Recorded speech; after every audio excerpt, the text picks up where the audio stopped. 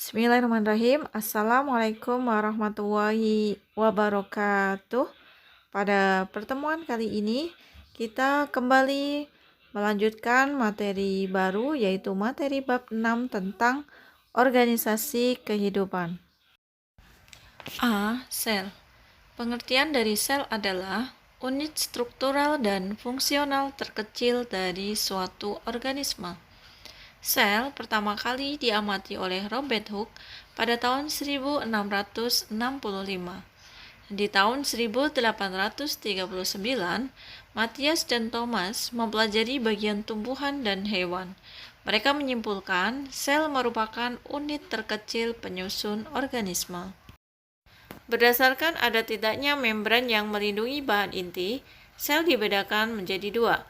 Yang pertama yaitu prokariota. Prokariota merupakan sel yang tidak memiliki membran inti, misalnya bakteri dan alga biru. 2. Eukariota. Eukariota merupakan sel yang memiliki membran inti, misalnya sel-sel pada hewan dan tumbuhan.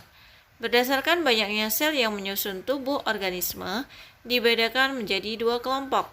Yang pertama yaitu organisme bersel tunggal atau uniseluler, dan organisme bersel banyak atau multiseluler. 2. Struktur sel. Secara umum, sel tersusun dari membran dan protoplasma. Protoplasma terdiri atas cairan sel atau sitoplasma dan organel-organel sel. Struktur dan organel yang terdapat di sel adalah sebagai berikut. A. Membran sel atau membran plasma. Membran sel tersusun dari fosfor, lemak, karbohidrat, dan protein. Membran sel berfungsi sebagai pelindung dan pengatur lalu lintas zat yang keluar masuk sel. B. Sitoplasma. Sitoplasma merupakan cairan sel. Sitoplasma berfungsi sebagai tempat berlangsungnya reaksi metabolisme sel karena organel sel terdapat di sitoplasma. C. Inti sel atau nukleus. Nukleus tersusun dari membran, cairan inti, kromosom, dan anak inti. Kromosom merupakan pembawa sifat menurun yang tersusun dari benang-benang kromatin. Nukleolus berperan dalam pembuatan komponen ribosom. D. Mitokondria. Mitokondria adalah organel bermembran yang berfungsi sebagai tempat penghasil energi. Semakin aktif suatu sel, semakin banyak jumlah mitokondria. E. Ribosom. Ribosom berbentuk butiran-butiran. Ribosom berfungsi dalam pembuatan sintesis atau protein. F. Retikulum endoplasma. Retikulum endoplasma merupakan saluran berliku yang membentang dari inti sel menuju sitoplasma. Retikulum endoplasma itu berperan untuk membuat dan menyalurkan bahan-bahan yang dibutuhkan oleh organel-organel sel. G. Badan Golgi. Badan Golgi berbentuk seperti kumpulan kantong yang bertumpuk-tumpuk. Badan Golgi berperan dalam memodifikasi bahan-bahan yang dihasilkan oleh retikulum endoplasma dan menyalurkannya ke organel-organel yang membutuhkan. H. Lisosom. Lisosom merupakan organel berbentuk kantong yang berisi enzim pencernakan.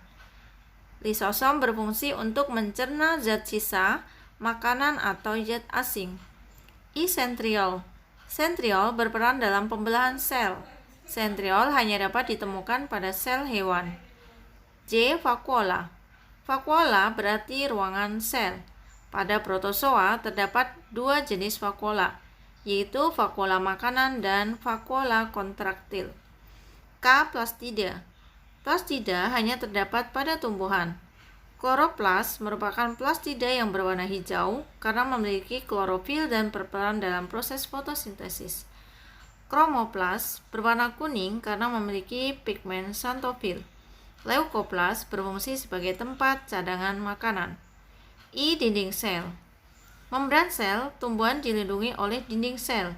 Selain melindungi sel, dinding sel juga menjaga bentuk sel tumbuhan agar tidak berubah dan kaku. B. Jaringan. Pengertian jaringan adalah sekumpulan sel yang mempunyai bentuk dan fungsi yang sama. Jaringan penyusun hewan dan tumbuhan adalah sebagai berikut. Yang pertama yaitu jaringan tumbuhan.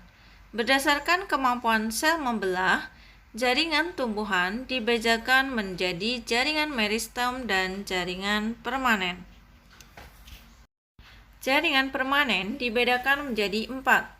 A. Jaringan pelindung, contohnya yaitu epidermis. B. Jaringan dasar, contohnya parenkim. C. Jaringan penguat dan penyokong, contohnya yaitu kolenkima dan sklerenkima. D. Jaringan pengangkut yaitu xilem dan phloem. Demikianlah materi yang dapat Mi sampaikan, mudah-mudahan dapat dipahami. Kita lanjutkan lagi pada pertemuan yang akan datang. Sekian, terima kasih. Wassalamualaikum warahmatullahi wabarakatuh.